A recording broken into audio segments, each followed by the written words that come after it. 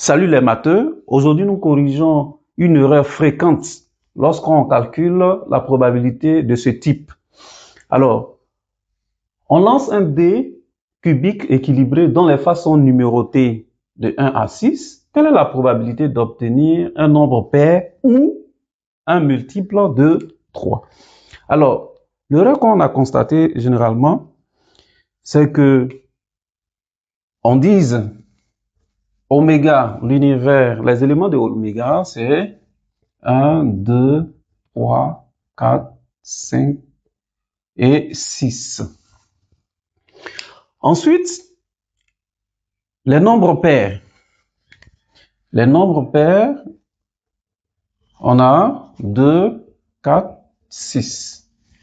Les multiples de 3. Les multiples de 3, on a 3 et 6. Alors, dit que la probabilité de cet événement est 3 sur 6, puisque les éléments de grand A, c'est 1, 2, 3, il y a 3 éléments. Et le cardinal de l'univers, c'est 6, plus les éléments de grand B, les nombres, les multiples de 3. Donc, il y a 2 éléments, donc ça revient à faire 2 sur 6. Donc, dénominateur commun 6. Et là, on additionne les numérateurs, ça fait 5. Alors, ce raisonnement est faux. Pourquoi?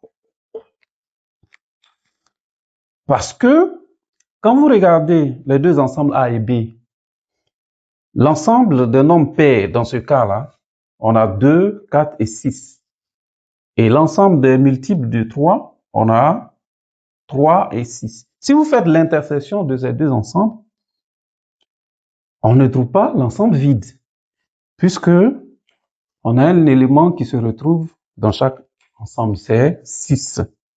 Donc, l'intersection de A et B donne le singleton 6.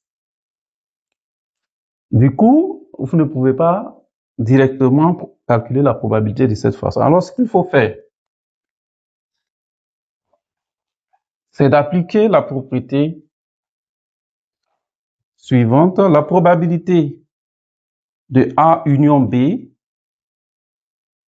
est égale à la probabilité de A plus la probabilité de B moins la probabilité de A inter B.